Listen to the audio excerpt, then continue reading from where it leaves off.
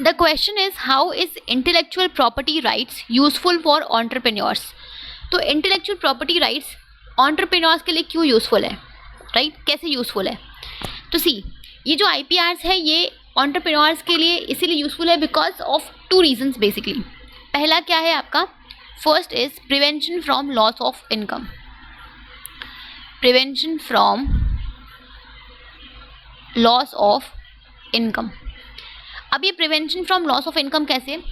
सी, जब भी हम बात करते हैं IPR की, तो IPR हमें हमारे क्रिएशन के अगेंस्ट प्रोटेक्शन देती है, राइट?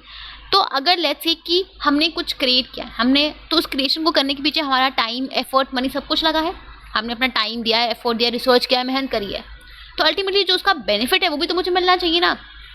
अगर मैंने किसी चीज़ को करने में मेहनत करी है, कोई चीज़ मैंने अपनी मेहनत से बनाया है, तो अल्टीमेटली उसका जो बेनिफिट है, उसका जो रिटर्न है वो तो मुझे मिलना चाहिए, राइट? तो ये जो IPR है ये बेसिकली हम लॉस ऑफ इनकम से प्रिवेंट करते हैं। अब सपोज कि कोई चीज़ मैंने बनाई और वो सपोज कि एक सिंपल सी चीज़ है कि मैंने कोई प्रोसेस को इन्वेंट किया, ठीक है? तो अब उस प्रोसेस को मैंने कैसे बनाया है, अगर इसको मैं सबको डिस्क्लोज कर दूंगी तो जितने भी कॉम्पिटिटर्स हैं मेरे मार्केट में वो सब उस प्रोडक्ट को बनाएंगे, राइट?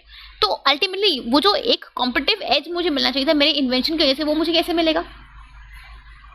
अब मार्केट में लेट्स से कि पहले वो चीज़ सिंस मैंने बनाई थी तो उस चीज़ को सिर्फ मैं ही मार्केट में सप्लाई करती, बट अब तो जितने कॉम्पिटिटर्स हैं वो सब मिलकर बनाएंगे, सब सप्लाई करेंगे मार्केट में, तो मेरी प्रॉफिटेबिलिटी भी कम हो जाएगी, राइट? तो यहाँ पे ये जो मेरा लॉस ऑफ इनकम है इसको प्रिवेंट करने के लिए IPR को बनाया गया, जहाँ पे जो भी इन्वेंशंस, जो भी क्रिएशंस मैंने किए हैं उस पर सिर्फ मेरा अधिकार हो, इस चीज़ को इंश्योर करता है IPR, ताकि जो भी मैंने अपना टाइम, एफर्ट, मनी खर्च किया है एटलीस्ट मैं वो उसके बदले में अपना कॉस्ट कवर कर पाऊँ, मैं अपना रिटर्न कवर कर पाऊँ, इस चीज़ को इंश्योर करता है IPR, right? And the second one is your just to get due recognition for the work।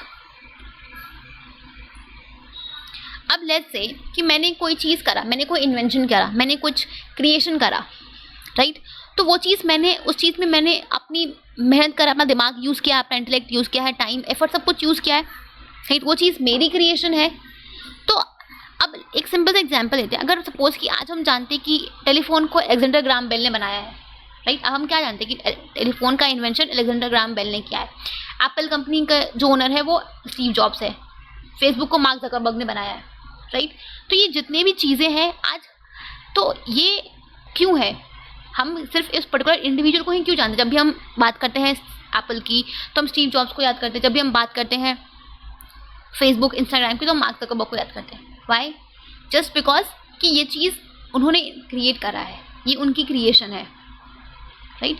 तो जब भी हम कोई काम करते तो वी वांट कि हमें उसका रिकॉग्निशन मिले, ये काम मैंने किया है, ये चीज़ लोग जाने कि ये मेरा इन्वेंशन है, मेरा क्रिएशन है, उसकी सराहना। अगर मैंने किसी चीज़ में अपना टाइम, एफर्ट, मनी खर्च किया, अपना दिमाग खर्च किया है, तो उस चीज़ के लिए मुझे उतना अप्रिसिएशन मिले, उतना रिकॉग्निशन मिले, ये चीज़ हम चाहते हैं, राइट? तो दैट इज़ ऑल्सो, तो ये चीज़ हमें मिलती है with the help of IPR, intellectual property rights. ये चीज़ इंश्योर करती है कि जो हमने जो भी मेहनत करी, हमने जो भी क्रिएशंस किए हैं उसके लिए हमें उसका ड्यू रिकॉग्निशन मिले, राइट?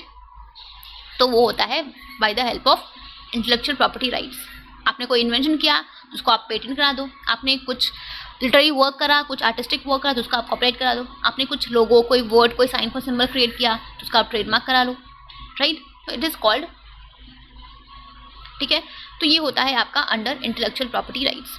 तो ये इसीलिए एंटरप्रेन्योर्स के लिए यूजफुल है बिकॉज ये उनको लॉस ऑफ इनकम से प्रिवेंट करते हैं और उनको उनके एफर्ट्स के लिए, उनके काम के लिए ड्यू रिकॉग्निशन भी दिलाते हैं, right? So these are the two reasons why IPR are useful for entrepreneurs. Clear? Okay.